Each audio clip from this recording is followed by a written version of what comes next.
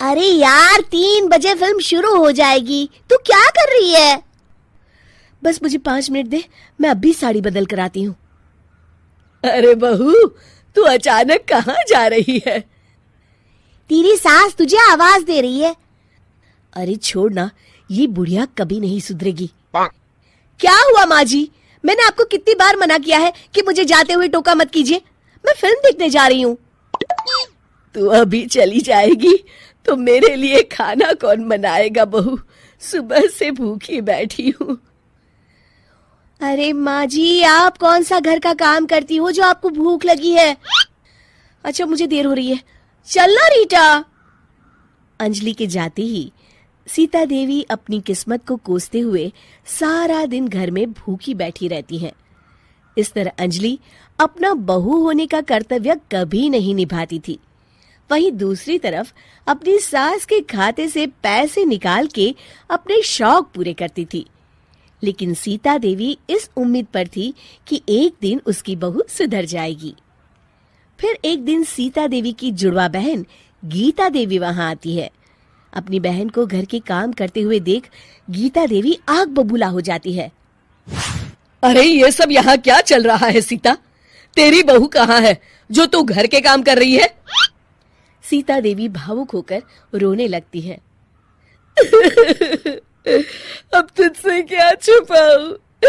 मेरी बहू रत्ती भर भी मेरी इज्जत नहीं करती। मजबूरी में मुझे घर के सारे काम करने पड़ते हैं। वो तो बस सारा दिन अपनी सहेली के साथ सैर सपाटा करने में लगी रहती है। अच्छा, तो उस चिड़िया के पर निकल आए। तू चिंता मत कर, मैं ऐसी कई बिगड़ैल बहुओं को ठीक कर चुकी हूँ। अब मैं इस चुड़ैल से निपटूंगी। तू कुछ दिनों के लिए मेरे घर चली जा, मेरी बहू तेरी अच्छी देखभाल करेगी। फिर दोनों बहनें आपस में साड़ियां बदल लेती हैं और सीता देवी अपनी बहन के घर चली जाती हैं। देर रात अंजलि जब घर आती है तो अपने कमरे का नजारा देख उसकी आंखें फटी की फटी रह जाती है। हे राम, मेरे कमरे का एसी कहाँ चला गया? और मेरा 56 इंच का एलईडी टीवी कौन ले गया? अंजलि तैस के साथ अपनी सास के कमरे में जाती है। तभी वो देखती है कि उसके कमरे का एसी और टीवी उसकी सास के कमरे में लगा है और गीता देवी आराम से एसी की हवा खाते हुए सास बहू सीरियल का मजा ले रही है। अच्छा, तो ये सब इस बुढ़िया की कारस्तानी है। अभी इसे बताती हूँ। ये सब क्या है माँ जी? आपकी हिम्मत कैसे हुई मेरे सामान को हाथ लगाने की?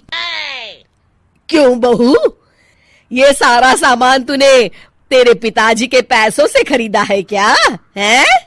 लगता है तू भूल गई कि ये सारा सामान मेरे पैसों से आया है, इसलिए मैं अपनी सारी चीजें अपने कमरे में उठा लाई। तुझे कोई एतराज है? चल जा यहाँ से, सीरियल का मजा किरकिरा मत कर। गीता की बातों का कोई जवाब नहीं बनता देख अंजलि अपने दांत पीस कर रह जाती है। अगले दिन रीटा और अंजलि शॉपिंग पे जाने की तैयारी करती हैं। अंजलि जैसे ही अपनी स्कूटी पर बैठती है तभी गीता देवी स्कूटी की चाबी निकाल लेती हैं। अरे, ये स्कूटी कहाँ लिए जा रही है? ये भी मेरी कमाई की है। माँ जी, ये तो आप हद कर रही हैं। मैं बाहर पैदल जाऊंगी क्या? हाँ, पैदल जा। वैसे भी तुझे घूमने का शौक है, मुझे नहीं।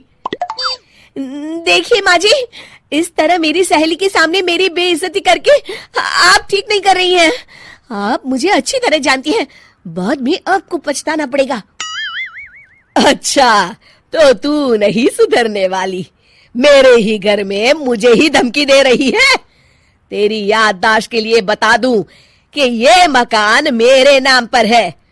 अब तू देख, मैं आज ही अपने बिल्लू वकील को बुलाकर ये सारी जायदाद अनाथालय को दान कर देती हूँ, फिर तुझे एक ढेला भी नहीं मिलेगा। गीता की बातें सुनकर अंजलि के पैरों तले जमीन खिसक जाती है। अरे, अगर तेरी सास ने तुझे अपनी जायदाद से बेदखल कर दिया तब तो तू सड़क पर आ जाएगी। मैं तो कहती हूँ चुपचाप अपनी सास से माफी मांग ले अंजलि। हाँ, तो बिल्कुल सही कहती है, मेरी सास का कोई भरोसा नहीं है। अरे नहीं नहीं माँ जी, ऐसा गजब मत करिए। आज के बाद मैं आपको कोई तकलीफ नहीं दूंगी और घर के सारे काम ना मैं ही कर लूंगी। मैं आपको एक अच्छी बहू बनकर दिखाऊंगी। कुछ दिनों के बाद, ये लीजिए माँ जी, आराम से गाजर का हलवा खाइए। खुशबू तो बहुत अच्छी है। हाँ माँ जी, वैसे मैंने सब काम कर लिया है, तो मैं आपके पैर दबा दूं? आप आराम से हलवा खाइए। इस तरह गीता देवी अंजलि को सही रास्ते पर ले आती हैं और सीता देवी वापस अपने घर में आकर रहने लगती हैं।